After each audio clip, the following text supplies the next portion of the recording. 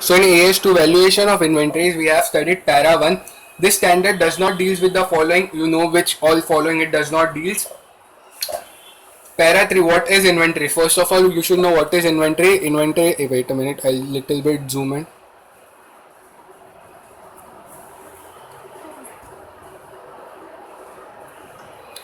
What is inventories? Inventories are assets which are held for sales in ordinary course of business, that is finished good, in the process of production for such sale, in the form of material to be consumed in the production process or for rendering services. Inventories are assets which are machine spare parts, loose tools. They form part of inventories only if they are used regularly and not for a specific asset. So this is loose tool that you have earlier studied in your older class, that is 11th and 12th standard. This was not there in CPT, I guess. I hope no, it was not there. It was there in 11th and 12th standard only in final accounts. Para 5. Para 5 you have come across so many times. Inventories are valued at cost or market value, whichever is lower.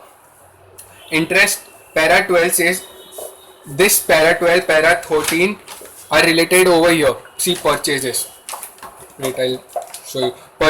Purchases, this you have to value the cost of the inventories, you have to record in your books in which manner at the purchase price of the inventories that you have purchased plus taxes that you have paid. You have to add in the purchase price only if it is a non-refundable tax. Non-refundable tax means if excise duty is paid and you are getting a Senvat credit, then such taxes will not be added back. Hope that is clear to you all.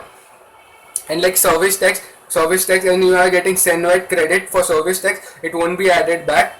Okay, plus transportation cost slash handling cost are to be added in the purchase price, plus any other cost to bring the inventories to its present location for use, but such cost will not be included in the cost of the inventories. That is, interest and borrowing cost are usually considered as non-related to bring the inventories to the present location and are therefore usually not included in the cost of inventories. That you know that I have drawn the chart for your purchase, the cost of inventories. And here also, cost of the inventories does not include the following: abnormal cost, storage cost, office and administrative cost, selling and distribution cost. In case storage cost, office and administration cost it should be included if incurred to bring the inventories to the present use and location. These two costs will be included in the cost of the inventories only if such costs are incurred to bring the inventories to its present location of use. Okay, so this was this much only, and this was an informative part how to value the raw materials. Okay, raw materials are written down only if finished goods are valued below cost. If finished good is valued above cost, sold above cost, then raw material is valued at cost. If finished good is valued below cost, sold below cost, then raw material is valued at cost or NRV, whichever is lower. Hope this is clear. Now just wait a second. I'll show you practice manual.